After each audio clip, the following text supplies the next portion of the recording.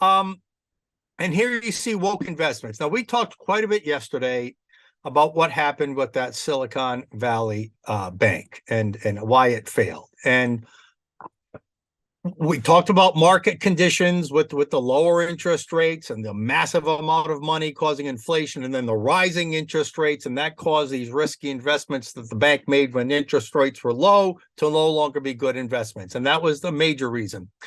And while we mentioned that their investment strategy was part of the problem, that they invest in all these politically correct Green New Deal, and they ignored the high performing stocks that had to do with fossil fuel energy or guns or anything like that.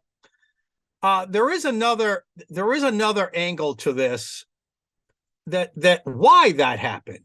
Why did they go away from high performing investments? And why did they invest in low performing green investments? Well, at Silicon Valley Bank, it wasn't just about the investments they made, but it's the people they brought on to run the company. This is one of the most woke, diversity, equity, and inclusive banks in the country.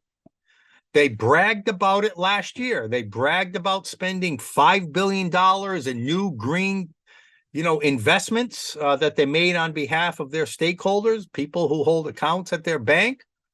And even though they, and they bought all kinds of related bonds and things, even though they knew, we said it yesterday, everybody knew that interest rates were going to go up. And if you invested in these low yield bonds, that eventually those were going to turn out to be loss investments that will lose.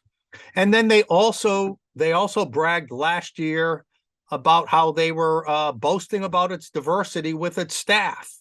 How their senior staff was so diverse, equity, and inclusive, and how they got into Pride Month and all that stuff. Yet last year they couldn't explain. Somebody asked, somebody from the media asked, well, you lost 8% of your investment. That's a lot.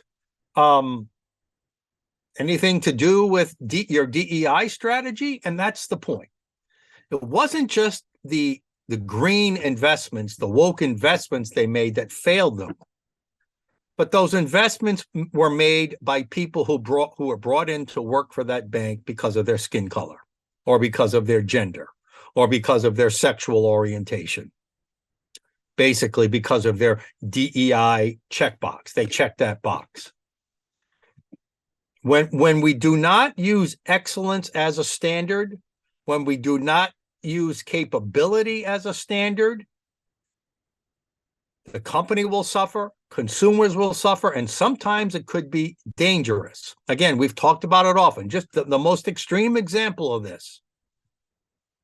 Think about if airlines say, well, we're not going to bring in the best pilots, because in our fight to become DEI, diversity, equity, and inclusive, we're gonna not hire some of the better pilots, and instead we're going to take people who check some of the other skin color or superficial boxes.